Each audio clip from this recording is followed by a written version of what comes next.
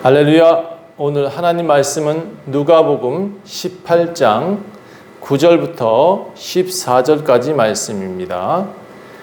누가복음 18장 9절부터 14절까지 말씀, 신약성경 125페이지에 있습니다. 18장 9절부터 14절까지 한 목소리로 읽겠습니다. 또 자기를 의롭다고 믿고 다른 사람을 멸시하는 자들에게 이 비유로 말씀하시되, 두 사람이 기도하러 성전에 올라가니 하나는 바리새인이요 하나는 세리라. 바리새인은 서서 따로 기도하여 이르되, 하나님이여, 나는 다른 사람들 곧 토색, 불의, 간음하는 자들과 같지 아니하고 이 세리와도 같지 아니함을 감사하나이다. 나는 일에 2번씩 금식하고 또 소득의 11조도 드리나이다 하고, 세리는 멀리 서서 감히 눈을 들어 하늘을 쳐다보지도 못하고 다만 가슴을 치며 이르되, 하나님이여 불쌍히 여기소서, 나는 죄인이로소이다 하였느니라. 내가 너에게 이르노니 이에 저 바리새인이 아니고 이 사람이 의롭다 하심을 받고 그의 집으로 내려갔느니라. 무릇 자기를 높이는 자는 낮아지고 자기를 낮추는 자는 높아지리라 하시니라. 아멘. 오늘은 기도하라는 제목으로 말씀을 증거하도록 하겠습니다. 그러나 제가 주보에는 기도하라 어린아이처럼 이라는 부제목을 또 하나 달았습니다. 기도할 때 어떻게 기도할까? 그것이 가장 큰 문제이죠. 많은 사람들이 그 기도를 어떻게 해야 되느냐라는 것이 오늘 주제입니다. 여러분, 한 주간 평안하셨습니까? 네, 저는 항상 감사하며 살고 있기 때문에 언제나 평안합니다 라고 말씀드릴 수 있습니다. 제 큰아들 찬이가 양성이 나와서 집에서 격리하고 있는 상황이기 때문에 오늘 전체적으로 비대면 예배를 하고 있습니다. 집에서 말씀을 듣고 계시는 모든 성도님들 더 많이 마음과 정성과 뜻으로 예배하시기를 부탁드립니다. 아이가 아프다 보니까 아이 엄마는 삼시세끼를 아이한테 먹여야 됩니다. 참 힘들죠. 그런데 저희 큰아들은 도리어 갇혀 있는데 행복해합니다. 엄마가 먹여주고 아빠가 관심 가져주고 온통 그 아이가 지금 관심의 대상이거든요. 얼마나 행복한지 집에서 더 토실토실 살찌고 있는 소리가 들립니다. 여러분, 아파도 행복해야 합니다. 그래야 빨리 나을 수 있으니까요. 그래서 그런지 생각보다 빨리 회복되는 것 같습니다. 기숙사보다는 집에서 먹고 자고 나름 자기가 하고 싶은 책도 읽고 공부하는 것이 격리되었는데 그다지 나쁘지 않은 것 같습니다. 다만 저는 좀 아쉽죠. 여러분과 함께 예배할 수 있는 것이 못 되어져서 이렇게 비대면 예배로 할 수밖에 없게 된 것이 좀 아쉽습니다. 그래서 우리 모두 다 건강하셔서 다음 주에는 다 함께 모이셨으면 좋겠습니다. 신앙인들이 반드시 예배당에 나와야 되는 이유 몇 가지를 말씀드리려 합니다. 저는 상황에 따라서 조금씩은 다 조율할 수 있다고 생각합니다. 그런데 되도록이면 예배당에 나오는 것이 좋다라고 말씀드리고 싶습니다. 왜냐하면 예배는 하나님을 향하여 마음을 드리는 시간이기 때문입니다. 예배 시간에는 우리는 하나님을 아버지라고 부를 수 있습니다. 물론 집에서도 그렇습니다. 그런데 하늘 아버지를 우리가 부를 수 있는 곳, 그곳이 예배당입니다. 그리고 그분을 찬송합니다. 왜냐하면 우리를 지으신 이유가 하나님은 찬송받기 위함이다 라고 말씀하셨기 때문입니다. 우리를 지으신 이유는 하나님 아버지라고 불러주시기를 원하셨고 찬송받기를 원하셨기 때문에 우리를 지으셨습니다. 우리를 통해서 하나님을 드러낼 수 있는 존재, 그렇게 만들어진 존재가 우리 사람입니다. 그래서 예배는 하나님을 기쁘시게 하는 행위입니다. 아버지 입장에서는 자녀들이 아버지께 나오는 것 자체가 예배이고 큰 예물입니다. 여러분, 그래서 우리가 드리는 예배의 핵심은 마음입니다. 이 마음과 정성과 뜻을 다하여 주 너의 하나님을 사랑하라 하심을 기억하셔야 합니다. 또 예배에 나오는 이유는 우리가 회복되기 위함입니다. 우리는 세상에 살다가 교회에 주일에 나오지요. 세상의 때를 입고 살고 있는 곳입니다. 근데 이곳에 나와서 우리는 그 때를 벗깁니다. 물론 여기가 목욕탕이 아니기 때문에 전체를 다 매일 씻는다, 그렇게 예수님은 말씀하지 않으셨습니다.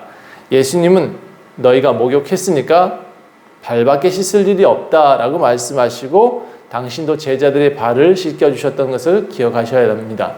여러분, 교회에 나온다는 것은 이렇게 씻어냄도 있습니다.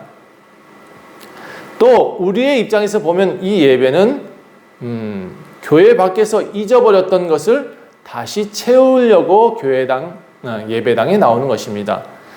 하나님의 사람은 하늘에서부터 오는 좋은 것으로 채워져야 합니다. 그게 당연한 이치입니다. 이것은 마치 우리 몸이 항상 물로 채워져 있잖아요. 우리 몸의 70%가 물이라고 합니다.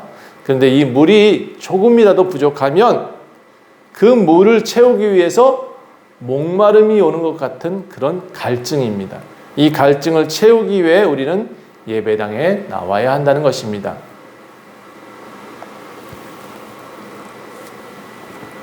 또 사람은 떡으로만 살 것이 아니다 라고 말씀하고 있습니다. 본래 하나님으로부터 왔기 때문에 위로부터 오는 좋은 것을 먹어야 됩니다. 그것이 저는 하나님 말씀이라고 말씀드리고 싶습니다. 우리는 하나님으로부터 왔죠. 그래서 우리의 근원이 하나님이십니다. 그 근원이 내려주시는 것, 그것이 생명을 유지할 수 있는 비결입니다. 구약의 무드셀라가 969세까지 살았다고 그래요. 그런데 그의 아버지 에녹 때부터 뭐라고 표현하고 있냐면 에녹은 하나님과 함께 동행하였다. 그래서 300세 되던 때 이제 하나님이 지금 말하면 이제 들림을 받았다 그러죠. 그렇게 들려 올라갔다고 합니다. 그런 환경에서 자랐기 때문에 저는 무드셀라가 그렇게 오래 살 수 있었다 생각합니다. 하나님을 경유하는 집안이었기 때문에 전 장구하는 비결도 거기 있다고 생각합니다. 하나님을 경외하는 사람들, 그들은 장구할 수 있다라고 믿습니다. 창세기 5장에 등장하는 모든 사람들은 아담의 족보입니다. 그들은 하나님과 동행한 사람들의 족보로 나타나고 있습니다. 여러분의 가정이 이와 같은 족보를 이루시기를 간절히 축원합니다. 하나님의 모양대로 창조되었기 때문에 하나님께서 그들에게 복을 주셨다. 여러분이 그의 가정처럼 여러분도 복을 받으시기를 부탁드립니다.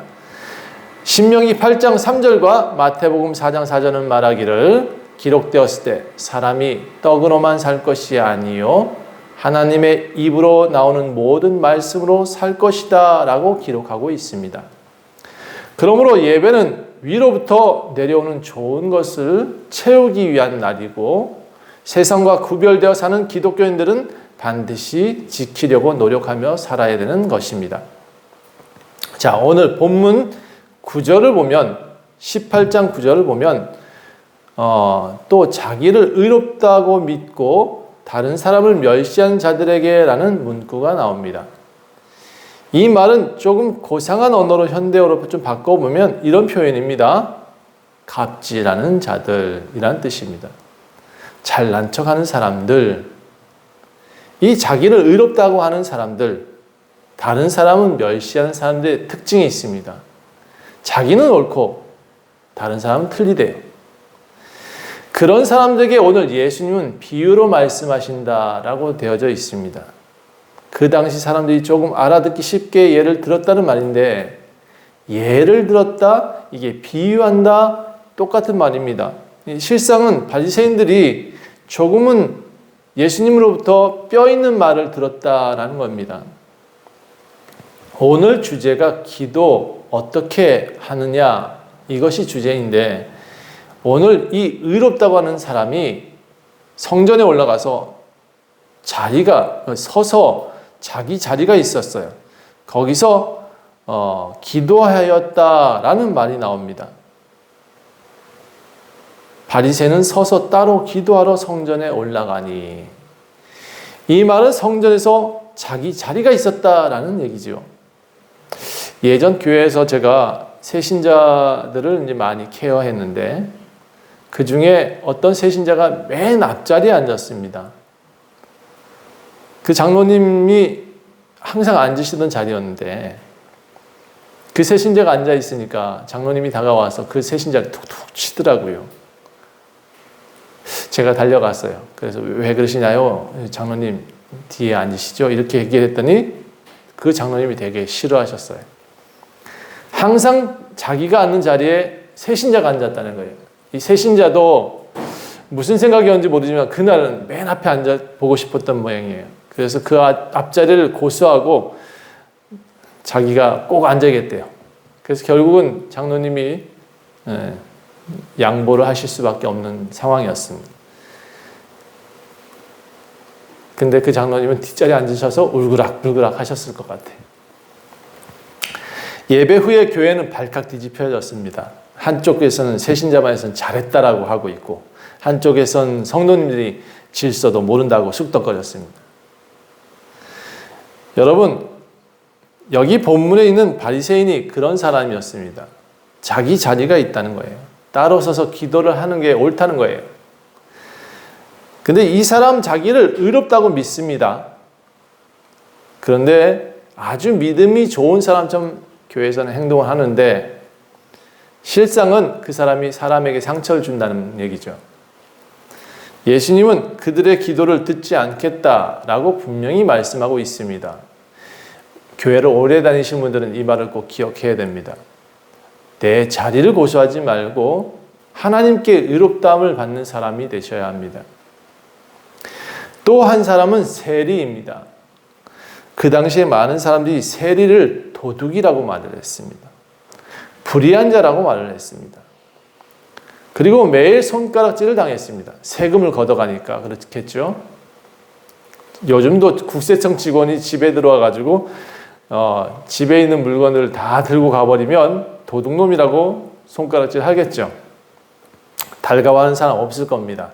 그와 같이 이 세리들은 손가락질 당한 사람이었습니다. 근데 해필 돈 있는 사람한테는 더 나쁜 사람이 세리였죠. 근데 더더욱이 나쁜 것은 이 사람이 유대의 땅을 위해서 세금을 걷는 게 아니라 로마 사람한테 전달하기 위한 전달책입니다. 예전에 우리 일제강점기에 보면 앞잡이 노릇했던 사람들 우리가 손가락질했죠. 똑같아요. 이 세리란 사람이 그런 사람들의 종류였습니다. 그런데 이 두 사람이 같은 성전에서 기도했다라는 겁니다. 그런데 바리새인은 이렇게 기도하죠. 하나님, 저는 다른 사람처럼 곧 토색하거나 불의하거나 간음하지 않았습니다. 그리고 저 세리와 같지도 않습니다. 그리는 참 감사합니다. 이렇게 기도했어요. 그리고 또 저는 일주일에 2번씩 금식합니다. 하나님 잘했죠. 이러는 거죠. 또 저는 11조도 합니다. 이렇게 꼬박꼬박 드립니다라고 기도했어요. 그런데 이 한쪽 구석에 세리는 어떻게 했느냐면 성전에 올라오긴 왔지만 감히 눈을 들지 못합니다. 머리를 쿡 숙이고는 이런 기도를 합니다. 하나님이여 불쌍히 여기소서. 나는 죄인입니다. 하나님, 나는 죄인입니다. 이렇게. 여러분은 누가 올바른 기도를 했다고 생각하십니까? 여러분 예배당에 나와서 어떤 기도를 하십니까? 여러분 14절 한번 읽어볼까요? 14절에 이렇게 나와 있습니다. 내가 너에게 이르노니 이에 저 바리새인이 아니고 이 사람이 이 세리가 의롭다 하심을 받고 그의 집으로 내려갔느니라. 무릇 자기를 높이는 자는 낮아지고 자기를 낮추는 자는 높아지리라. 기도할 때 항상 자기를 낮추며 기도하는 것이 옳습니다. 여러분, 아무리 부자라도, 아무리 지위가 있는 사람이라도 예수님 앞에 절대로 목을 세우면 안 돼요. 저는 정치하는 이들이 더욱 겸손했으면 좋겠다라는 생각을 항상 하는 이유입니다. 그래서 오늘 핵심 단어는 기도이고 또 핵심 단어는 어떻게입니다. 성도님들은 어떻게 기도하시나요? 저는 매일같이 교회에 나와서 부르짖으라는 얘기는 하지 않습니다. 그리고 기도를 가르쳐 드리지 않습니다. 누구처럼 방언을 가르치지도 않습니다. 여러분, 저는 언제나 여러분한테 말씀드리기를 기도할 때가 온다라고 말씀드렸습니다. 기도는 가르쳐서 되는 게 아니거든요. 기도할 때가 오면 당연히 부르짖습니다. 그때는 여러분도 알고 저도 알기 때문에 부르짖을 수밖에 없는 때 부르짖는 것은 당연한 거예요. 자, 그럼 어떻게, 이게 주제라 그랬죠. 어떻게 기도하면 옳을까? 누가복음 11장은 예수님이 주기도문을 가르치셨습니다. 그때 제자들이 우리에게도 기도를 가르쳐 주세요 라고 얘기했기 때문에 누가복음 11장에서 이미 기도에 대한 내용이 나왔습니다. 몇 가지 기도 모델을 보여주셨던 거지요. 여러분이 잘 아시는 것처럼 하늘에 계신 우리 아버지, 이렇게 주기도문을 먼저 가르쳐 주셨고, 두 번째 나오는 이야기가 늦은 밤에 벗이 찾아온 친구, 그 친구가 또 옆집 친구한테 달려가가지고 외치는 소리를 들으셨을 겁니다. 이 친구가 자기 친구가 밤에 늦게 왔으니까 먹을 게 자기한테 없으니 옆에 친구한테 가서 그 옆집 문을 막 두드립니다. 야야야, 나와봐. 좀 내놔. 빵 좀 내놔라. 내가 멀리서 온 친구가 있으니 빵 좀 줘. 라고 외쳤습니다. 근데 너무 때를 쓰니까 이 친구가 기가 막힌 거예요. 밤에 자다가 일어나가지고 어떻게 해요? 야, 이놈 새끼야. 너가 내 친구라서 내가 빵 주는 게 아니야? 너 진짜, 너 너무 때렸으니까 내가 어쩔 수 없이 준다. 라고 해서 빵을 주었다라는 내용을 보셨을 겁니다. 열심히 간청하는 것도 하나의 방법이래요. 그런데 여러분, 조금 내용이 좀 달라요. 간청을 해도 좀 다른 간청이었다는 거죠. 이건 좀 이따 얘기할게요. 자, 그 다음에 내용이 뭐냐? 구하라, 그리하면 너희에게 주실 것이요. 찾으라, 그리하면 너희가 찾아낼 것이요. 문을 두드리라, 그리하면 너희에게 열릴 것이니 구하는 이마다 받을 것이요. 찾는 이는 찾을 것이요. 두드리는 이에게 열릴 것이니라 하였던 내용이 있습니다. 그 다음에 내용이 아버지께서, 아들이 아버지에게 생선 달라 그랬는데 아버지가 생선 안 주고 뱀을 주겠느냐, 알을 달라는데 전갈을 주겠느냐, 너희 부모는 기도하는 이에게 하나님은 좋은 것을 주시지 않겠느냐라고 기록하고 있습니다. 성령을 주시지 않겠느냐라고 되어져 있어요. 그래서 여러분, 기도하는 모델 몇 가지를 11장에서 보셨다 그러면 오늘은 어떻게 기도하는 것이 옳으냐에 대한 얘기를 하는 겁니다. 무엇을 기도할 것이냐, 또 어떻게 기도하는 것이 옳은 기도냐에 오늘은 초점을 맞추셔야 돼요. 11장은 기도의 방법을 가르쳤다면 18장은 무엇이 옳은 기도냐, 어떻게 라는 단어입니다. 18장 1절을 보면 기도하고 낙심하지 말아야 된다라고 먼저 나옵니다. 기도할 때 우린 기도하고 난 다음에 뒤돌아서서 우리가 먼저 잊어버리는 경우가 많습니다. 우리가 하나님께 기도했는데 하나님을 안 믿어요. 그래서 항상 우리는 성경에서 나오기를 기도하고 나면 낙심하지 말고 기도 응답을 기다려라 라고 되어져 있습니다. 하나님은 반드시 응답하십니다. 하나님은 어떠한 방법이라도 그가 기도한 것을 놓치지 않고 계십니다. 기도하셔야 돼요. 기도하셔야 되는데 어떻게 기도하느냐는 거죠. 18장 2절 보십시다. 어느 도시에 하나님을 두려워하지 않는 재판장이 있었답니다. 이 재판장이 좀 뭐가 좀 다르냐? 일단 하나님을 두려워하지 않아요. 사람도 겁나게 무시합니다. 이 사람은 진짜 무시하는 사람이라고 표현하고 있어요. 그런데 여기 복병이 하나 나타납니다. 이 재판장 앞에 한 과부가 찾아와요. 과부가 찾아와서 매일 뭐라 그랬냐면 매일마다 억울해요, 해결해줘요, 내 원한 좀 풀어줘요, 요요요, 매일 그렇게 데모를 했답니다. 그가 나타나면 소리를 지르고 그가 안 나타나면 문을 두들기고 그렇게 매일 그랬는데 한동안은 이게 뭔 개소리냐 하고는 듣질 않고 무시를 했는데 너무 오랫동안 이 과부가 풀어줘요, 해결해줘요, 억울해요 이렇게 얘기를 계속 해야 되니까 이 사람이 자다가도 그게 생각나는 거예요. 그래서 아주 미칠 지경이 됐어요.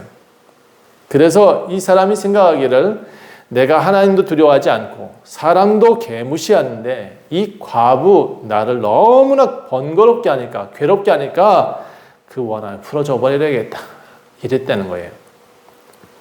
그래서 기도하려면 밤낮 부르짖어라 이런 게 포인트가 아니에요. 이게 지금 우리 이 성경이 말씀하고 있는 내용이 아니에요. 그런데 많은 사람들이 그렇게 부르짖어라 라고 가르치는 것은 전 좀 잘못됐다고 생각해요. 억울하고 힘든 일이 있으면 기도하는 건 맞아요. 그런데 어떻게? 조금 끈질기게 기도하라는 내용이에요. 맨날 부르짖어서 소리를 치는 게 협박하는 게 기도가 아니에요. 매일 풀어줘요, 억울해요 이게 핵심이 아니에요. 조금은 끈기 있게 지속적으로 하나님께 기도해야 된다라는 게 기도의 핵심이에요. 어떻게? 좀 길게라도 꾸준하게 기도하는 것이 중요하다. 본문을 가지고 잘못 가르치는 사람들은 이렇게 표현해요. 부르짖으라고, 나무 뿌리를 뽑으라고. 예, 그래야 하나님 응답하신다고. 나무 뿌리 백날 뽑아봐요. 하나님 응답하시나. 또 어떤 사람이 이렇게 가르쳐요.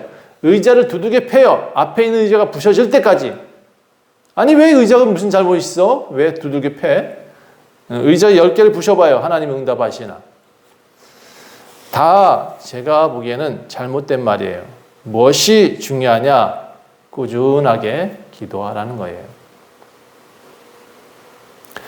하나님께 기도할 때가 분명히 옵니다. 그때는 하나님께 분명히 아뢰고 기도하라는 거예요. 그리고 이 사람이 어떻게 했어요? 진짜 마음과 정성과 뜻으로 기도하지 않았겠어요? 내 억울함 풀어달라고 지속적으로 그렇게 외치지 않았겠어요? 마음이 전달돼야 기도가 응답되는 거예요. 그러니까 여러분 하나님 협박하지 말아요. 어떤 사람이 이렇게 하더라고. 하나님 내놔요. 줘요. 안 줘요? 그럼 확 죽어버릴 거예요. 내놔. 이건 하나님 협박하는 겁니다. 하나님 협박하면 안 돼요. 진짜로 하나님은 그런 응답은 안 하십니다. 자, 다음에 15절인데 15절 보십시다. 사람들이 예수님께 아이들을 만져달라고 데리고 옵니다. 그런데 제자들이 꾸짖었어요. 아이들을 왜 데리고 오냐고. 그런데 예수님이 그 어린아이들을 부릅니다. 그래서 가까이 오라 하고 그 아이들을 또 다른 마태복음인가요? 거기서는 안았다라고 표현되어 있어요. 어린아이들이 내게 오는 것을 금지하지 말라. 하나님 나라가 이런 자들의 것이다 라고 말을 합니다. 이 어린아이 같은 사람들이 하나님의 나라에 간다 이렇게 되어져 있습니다. 내가 진실로 너에게 이르노니 누구든지 하나님 나라를 어린아이와 같이 받아들이지 않는다면 결단코 거기에 들어갈 수 없다라고 예수님은 말씀하고 있습니다. 이 말씀을 앞에 있는 기도와 연관시키게 되면 이 어린아이와 같이 순수하게 기도하라는 뜻입니다. 기도했는데 안 들어주셨다. 제가 보니까 그것은 다 욕심이다 라고 성경은 나옵니다. 야고보서 4장 3절에는 구하여도 받지 못함은 정욕으로 쓰려고 잘못 구하였기 때문이다 라고 기록하고 있습니다. 많은 사람들이 그런데 이런 기도를 해요. 자기 것을 달라고. 앞에 11장에 어떤 벗이 외쳤던 것을 기억하십니까? 떡 달라고 그랬죠. 옆집에 가서, 자기 옆집 친구한테 가서. 그런데 왜 떡을 달라고 그랬냐면 자기가 먹겠다고 떡 달라는 게 아니에요. 내 친구가 멀리서 왔는데 내가 지금 먹을 것이 없으니 너라도 줘라 해서 그에게 간구했다는 거예요. 너의 집에는 어쨌든 떡이 있을 것 같다. 여러분, 저는 가난한데 진짜 떡은 어디서 나오는지 아세요? 하나님께 달라고 그럴 때 그 떡이 나오더라고요. 이렇게 하나님께 받아서 주는 것이 우리의 삶입니다. 우리는 그런 기도를 해야 된다는 얘기입니다. 하나님은 부자세요. 하나님은 넉넉하세요. 하나님은 모든 것을 가지고 계세요. 그런데 그분은 우리한테 나 먹을 것 알고 떡 달라고 하면 안 주시고요. 타인을 먹이겠다라고 하면 하나님은 그런 기도는 들어주신다는 얘기입니다. 어린아이 같이 기도하는 거예요. 그럴 때는. 자기 것을 달라고 했던 탕자는 분깃을 가지고 나가지요. 그런데 결국 탕자는 탕진하고 맙니다. 그런데 하나님께서 함께하지 않았던 그 모든 재물은 다 쓸모없는 거예요. 결국 신기루 같이 다 날아가더라고요. 자기 것을 달라고 했던 탕자, 결국 자기 것은 다 날아가 버리는 거예요. 우리가 응답받았다고 좋아하는 그 모든 것들, 하나님 나한테 주셔서 감사합니다 하고 했던 모든 것들, 저는 신기루일 수 있다고 생각해요. 그러므로 우리가 기도할 때는 어린아이 같이 순수하게 기도하는 것이 필요하다. 내 먹을 것을 구하는 것이 아니라 타인을 위해서, 그들을 위해서 기도하는 것, 그래서 기도 응답이 돼요. 가끔 교회를 위해서 열심히 기도하시거나 또는 나라를 위해서 기도하시는 분들, 응답되었다라고 하시는 분들을 들을 수 있어요. 또 자기가 구제를 위해서 하나님께 구했더니 그런 응답은 빨리 되었다라는 얘기를 들은 적이 있어요. 여러분, 그게 원리예요. 어떻게? 나를 위해서가 아니라 타인을 위해서 기도하라는 겁니다. 그저 아버지께 도움을 구하는 거예요. 어린아이와 같이. 아이에게 뭐가 필요하죠? 아이에게 좋은 집이 필요할까요? 아이에게 롤스로이스, 벤츠가 필요할까요? 그걸 아이한테 준다고 행복할까요? 그런데 우리는 그런 걸 요구한다는 얘기입니다. 신앙인에게 가장 필요한 기도는 하나님 아버지, 우리와 함께 하소서. 이게 우리한테 가장 큰 필요의 기도입니다. 아버지가 필요해야 돼요. 우리는 아버지가 다예요. 그 아버지만 계시면 다 해결할 수 있어요. 그래서 옳은 기도는 뭐냐? 아까 그 한 세리는 주여 나는 죄인으로소이다 하면서 탄식했다 그랬죠. 또 한 사람은 정말 하나님 나는 아버지가 필요합니다 라고 기도하는 거죠. 이게 저는 옳은 기도라고 생각합니다. 가슴 치면서 하나님 나는 부족한 사람입니다 라고 기도하는 것이 도리어 하나님께서는 긍휼히 여기시고 그를 불쌍히 여겨 주신다는 겁니다. 겸손한 자의 기도는 들으십니다. 그러나 교만한 자의 기도는 듣지 않으십니다. 자기가 의롭다, 나는 신앙생활 오래 했다, 나는 열심히 헌금한다. 하나님은 이렇게 말씀하실 겁니다. 개뿔. 아무것도 없는 것이 기도는 열심히 한다고 하고 헌금을 열심히 한다고 하는데 그 속에 마음은 없도다 라고 얘기하실 것입니다. 여러분, 우리가 기도할 거 많이 안 해도 돼요. 하나님 아버지 나와 함께 하소서 하는 기도, 그게 가장 중요합니다. 나는 죄인으로서이다 하는 이 겸손, 이게 가장 중요합니다. 그래서 하나님께서 저놈은 줘야 되겠다, 뭐 어떻게든 줘야겠다라고 그렇게 하나님이 인정할 수 있는 신앙인이 되셔야 됩니다. 하나님께서는 매일 새벽마다, 매일 저녁마다, 또 매일 교회에 나와서 기도하는 것을 원치 않으십니다. 그의 마음이, 중심이 어디에 있느냐? 그 말 한마디에, 그의 중심 있는 말 한마디에 하나님은 감동하십니다. 여러분, 오늘 말씀의 핵심은 옳은 기도입니다. 어떻게 기도하는 것이 옳은가 아닙니다. 여러분은 어떻게 기도하십니까? 주님, 저 사람은 잘못 살아도 좋으니까 나는 잘 살게 해주세요. 이런 기도 하지 마세요. 주여, 나 대박 나게 해주세요. 이런 기도 하지 마세요. 대박 나게 하는 방법을 가르쳐 드렸습니다. 여러분, 절대로 이런 생떼는 쓰지 마세요. 하나님 아버지는 절대로 안 들어주세요. 마음에 중심이 없는 사람은 하나님이 바라보지 않으세요. 그러므로 기도할 때는 어린아이 같이 아버지의 도우심을 구하세요. 아버지 심기를 보고 기회를 봐서 하나님께 요구를 하셔야지, 마냥 생떼만 쓰면 주시려고 했다가도 안 주세요. 우리가 믿어야 될 것은 하나님께서는 반드시 응답하신다는 겁니다. 오늘 18장 1절에도 항상 기도하고 낙심하지 말아라. 반드시 주신다라는 것입니다. 여러분, 혹시라도, 그래도 혹시 때를 쓸 때가 있겠죠. 때를 쓸 때도 좀 지혜롭게 때를 쓰라고 때 쓰는 방법도 좀 가르쳐 드릴게요. 다시 앞에 있는 내용을 좀 이야기한다면, 자기 먹겠다고 때 쓰면 안 들어주세요.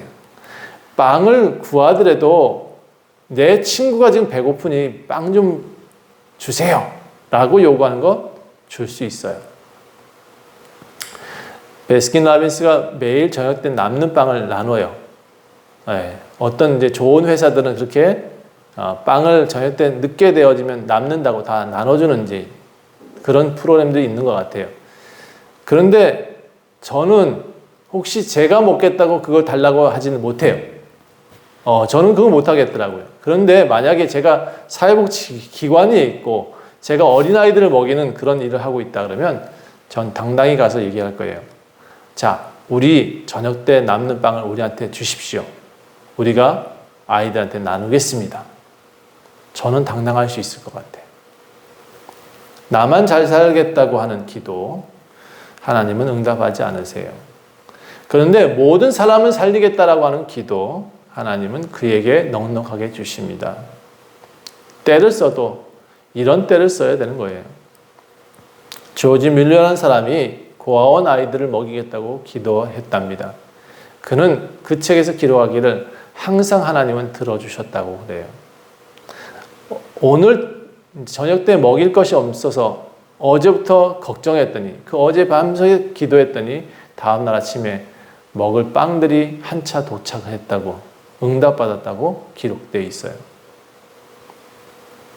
부자가 꼭 넉넉해지는 것이 부자가 아닙니다. 하나님 응답이 많은 사람이 부자가 아닐까요?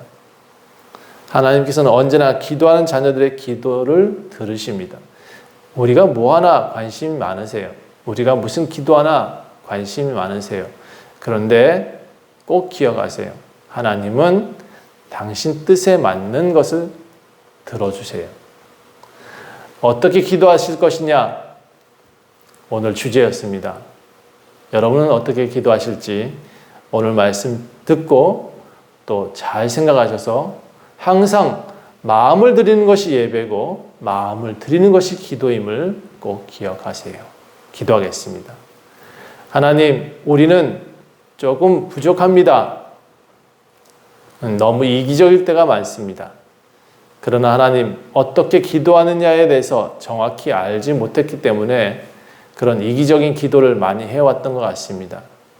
그러나 하나님, 이제부터는 하나님, 우리의 먹을 것을 위해 기도하는 것이 아니라 아버지의 나라를 위해서, 우리 교회를 위해서, 또 이웃을 위해서, 또 나보다 못한 이들을 위한, 그들을 위한 생때가 필요한 줄 믿습니다. 하나님, 그런 기도 반드시 들어주신다 하셨사오니 우리가 주님 일을 잘하기 위한 기도 하나님 항상 할 수 있도록 도와주세요. 감사드리며 예수 그리스도의 이름으로 간절히 기도합니다. 아멘.